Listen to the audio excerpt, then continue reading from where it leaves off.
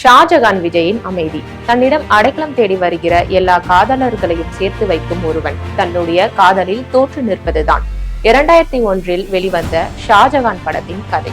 புத்தாயிரத்தின் புத்தம்புது காதல் கதையாக வெளியாகி 125 நாள் ஓடிய இப்படத்தில் உணர்வு பொங்கும் காதல் காட்சிகளுக்கு இணையாக சண்டை காட்சிகளும் பேசப்பட்டன. ஆக்ஷனில் விஜயின் அர்ப்பணிப்பு மிகுந்த அடுத்த கட்ட பாய்ச்சல் என்று விமர்சகர்கள் சிலிர்த்தனர். அதுவரை டீன் இளைஞன் என்கிற தோற்றத்தில் இருந்து சற்று முதிர்ந்த 30 வயதுக்குரிய முதிர்ச்சியான விஜயின் அழகில் சொக்கிய ரசிகைகள் அவரை மனதில் பச்சை குத்திக் கொள்ள வைத்தது ஷாஜகான். இப்படத்தை எழுதி இயக்கிய அறிமுக இயக்குனர் ரவி இயக்கினால் விஜயை மட்டுமே வைத்து எனது முதல் படத்தை இயக்குவேன் என்கிற மன உறுதியுடன் பிடிவாதமாக மாரத்தான் ஓடி அதை சாதித்தார். ஷாஜகான் படம் உருவான நாட்களை தனது மனப்பதிவாக பிரியமுடன் பகிர தொடங்குகிறார். இனி இயக்குனர் ரவி பேசுவதை கேட்போம்.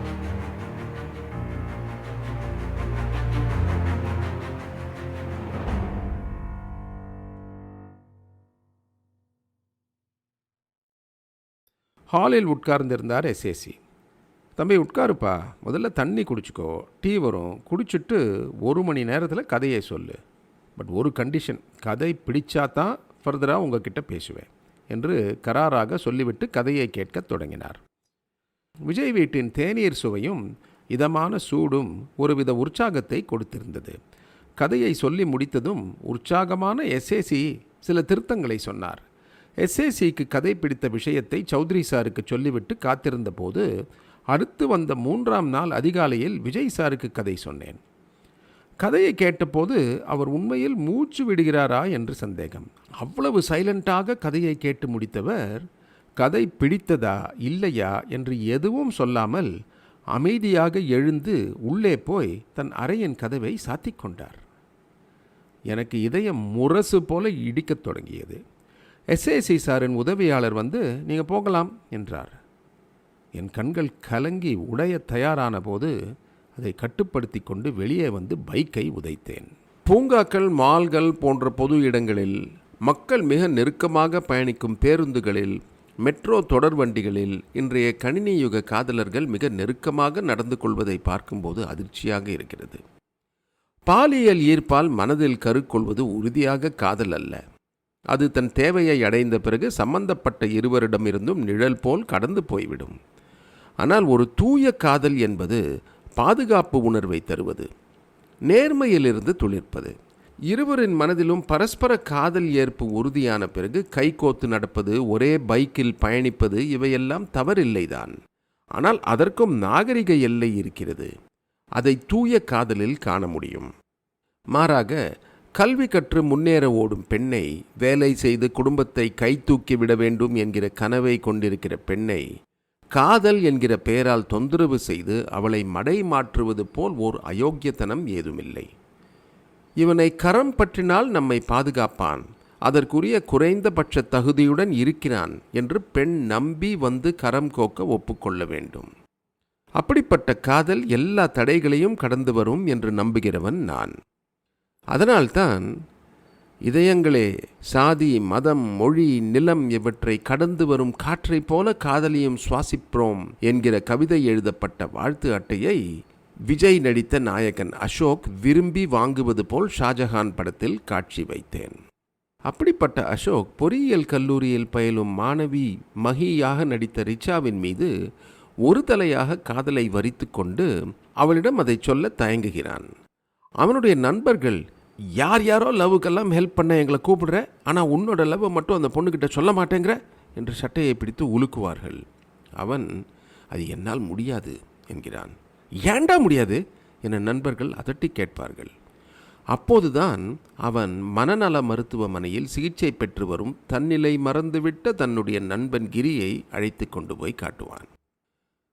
திருமண வயதை அடைந்து தனியாக இருக்கும் ஓரான், தற்சார்பு மிக்கவனாக, வாழ்க்கையில் ஓரளவுக்கு வெற்றி பெற்றவனாக ஆன பின்னும் கூட, அவன் காதலிப்பதற்கான தகுதியை அடைந்த பிறகும் கூட ஒருதலை காதலை ஒரு பெண் மீது திணிப்பது அந்த பெண்ணுக்கு எவ்வளவு மோசமான பின் விளைவுகளை உருவாக்கும் என்பதை கிரி ஆயிஷா ஃப்ளாஷ்பேக் வழியாக சொன்னேன். படத்துக்கு ஷாஜஹான் என்று ஏன் தலைப்பு வைத்தீர்கள் என்று என்னுடைய பல நண்பர்கள் கேட்டிருக்கிறார்கள். இந்திய வரலாற்றில் ஒரு பெண்ணுக்காக கட்டப்பட்ட ஓர் நினைவாலயம் இன்று யுனெஸ்கோ பட்டியலில் இடம் பிடித்த வரலாற்று சின்னமாக விளங்கி வரும் தாஜ்மஹால். தன் மனைவியின் மீதான காதலை அவள் மறைந்த பிறகு வானலாவ கட்டிய ஷாஜகான் ஒரு பேரரசனாக இருந்த போதும் கூட நிறைமாத கர்ப்பிணியாக இருந்த தன் மனைவியின் அருகில் இருந்து காக்க முடியாதபடி கிளர்ச்சியாளர்களை அடக்க போர்க்களத்தில் நின்று மனைவியை மரணத்துக்கு கொடுத்து விட்டான். அந்த குற்ற உணர்வுடன் அவனுடைய காதலின் வலியும் சேர்ந்ததால் தான் நமக்கு தாஜ்மஹால் கிடைத்தது. அதேபோல் என்னுடைய நாயகன் அசோக் அபயம் என்று கேட்டு வருகிற அத்தனை காதலர்களையும் தன் நண்பர்கள் படையுடன் இணைந்து சேர்த்து வைக்கிறான். அப்படிப்பட்டவன் தான் நண்பனின் காதலில் பெரும் பிழை செய்தவனாக குற்ற உணர்வுடன் வாழ்ந்து கொண்டிருக்கிறான். தன் காதலியின் மனதில் என்ன இருக்கிறது என்று அவனுக்கு தெரிய வந்தபோது உடைந்து போகவில்லை. அதை அவன் மனப்பூர்வமாக ஏற்றுக்கொள்கிறான்.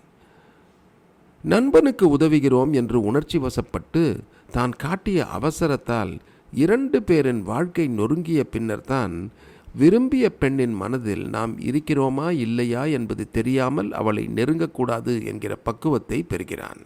அவள் மனசில் நான் இருக்கேனா இல்லையான்னு தெரியாமலேயே அவசரப்பட்டுட்டோமடா என்று நண்பன் கிரி கதறும்போது, அவ சாகலடா, நான் தாண்டா அவளை கொன்னுட்டேன், என்னை மன்னிச்சிடுறா என்று கையை பிடித்து அசோக் கெஞ்சும் காட்சி காதலுக்கு உதவுவதாக காலரை தூக்கி விட்டு கொள்ளும் இளைஞர்களுக்கு, தூது செல்பவர்களுக்கு சூடு போட்டது போல் அமைந்து ரசிகர்களை வெகுவாக டிஸ்டர்ப் செய்தது. விஜய் கதையை கேட்டுவிட்டு பிடித்ததா பிடிக்கவில்லையா என்று எதுவும் சொல்லாமல் இறுக்கமான முகத்துடன் எழுந்து போய்விட்டது என்னை கொல்லாமல் கொன்றது. பெருத்த ஏமாற்றத்துடன் 20 நிமிடத்தில் கடந்த தூரத்தை 2 மணி நேரம் கடந்து வழிநெடுக வண்டியை நிறுத்தி டீ குடித்து மனதை தேற்றிக்கொண்டு சூப்பர் குட் அலுவலகத்துக்கு வந்து சேர்ந்தேன். இதற்குள் சௌத்ரி சார், யோ ரவி வந்துட்டானாயா, எங்கேயா போய் தொலைஞ்சான் என்று டென்ஷனாக அறையில் இருந்து வெளியே வந்து கேட்பதும் உள்ளே போவதுமாக இருந்திருக்கிறார். நான் போய் இறங்கி உள்ளே நுழைந்ததுமே அப்போது ஆஃபீஸ் பாய் சௌத்ரி சாரின் அறைக்குள் ஓடினார். வெளியே வந்த சௌத்ரி சார், யோ கலக்கிட்டியா, விஜய்கிட்ட சுத்தமாக கால் ஷீட் இல்லை, ஆனால் இப்போ அவர் பண்ணிக்கிட்டு இருக்கிற ஒவ்வொரு படத்துக்கும் இடையிலே கிடைக்கிற கேப்பில் படத்தை எடுத்துருவோம்னு சொல்கிறார். அப்புறம் கதை அவர் ரொம்ப டிஸ்டர்ப் பண்ணிடுச்சுன்னு சொன்னார். அப்புறம் பிகினிங் ஃபைட்டு, கிளைமேக்ஸ் ஃபைட்டு ரெண்டையும் நீ எப்படி ஷூட் பண்ண போகிறேன்னு சொன்னதும் அவருக்கு பிடிச்சிருக்கு. அவர் என்ன ஸ்டண்ட் மேனாக இருந்தவரான்னு கேட்டு உனக்கு காம்ப்ளிமெண்ட் வேற கொடுத்துருக்கார்ப்பா, சீக்கிரம் டிஸ்கஷனை முடி என்றார். நொடிக்குள் கோடம்பாக்கம் எங்கும் தகவல் பரவிவிட்டது. இவர் விஜய் வச்சு படம் பண்ணுறாராமா என்று என்னை கிண்டல் செய்தவர்கள் எல்லாம் ஓடி வந்து கை குலுக்கி சாரிப்பா, ஆல் தி பெஸ்ட் என்றார்கள். அடுத்த நாளே என்னை அழைத்த சௌத்ரி சார், யோ விஜய் உன்னை பார்க்கணுங்கிறார், பிரசாத் ஸ்டுடியோ போய் பார் என்றார். உடனே அங்கே போய் கேரவானை நெருங்கிய போது விஜயின் உதவியாளர், நீங்கள் தான் ரவியா என்று கேட்டு என் பதிலுக்கு கூட காத்திருக்காமல் கதவை திறந்தார். வாங்க ரவி என்று வரவேற்ற விஜய், உண்மையை சொல்லணும்னா நீங்கள் சொன்னது ஹீரோவை நெகட்டிவ் பாயிண்ட் ஆஃப் வியூவில் வைக்கிற ஸ்கிரிப்ட், ஆனால் அதில் ஒரு நேர்மை இருக்குது. இந்த கதையை நான் சூஸ் பண்ணாமல் போயிட்டா அது சரியில்லைன்னு தோணுச்சு, அதனால தான் எடுத்துக்கிட்டேன். மனுஷங்களுக்கு சேர வேண்டிய கண்ணெல்லாம் நேராக மண்ணுக்கு போய்கிட்டு இருக்குன்னு அசோக் சொல்கிற அந்த கண் தான மேட்டர் எல்லாம் ரொம்ப தரமாக இருக்குங்க. முக்கியமாக ஆக்ஷன் சீக்வன்ஸை எப்படி எடுத்துகிட்டு போகலாம்னு நீங்கள் சொன்ன ஐடியா ரொம்ப பிடிச்சிருந்தது. ஸ்டண்ட் டைரக்டர் யாருங்கிறத சீக்கிரம் முடிவு பண்ணுவோம் என்று பாராட்டி அனுப்பி வைத்தார். நடிப்பு, நடனம், சண்டை, நகைச்சுவை என அத்தனை அம்சங்களிலும் சிறந்து விளங்கும் ஒரு டாப் கிளாஸ் நட்சத்திரத்துக்கு கதை சொல்லி அசத்தியது பெரிய விஷயம் அல்ல. அதை நாம் எப்படி ஷூட் செய்து அவர் நம்மேல் வைத்த நம்பிக்கையை காப்பாற்றப் போகிறோம் என மிரட்சியாக இருந்தது. சொல்வது எளிது, செயல் அடுத்த வாரம் பார்ப்போம்.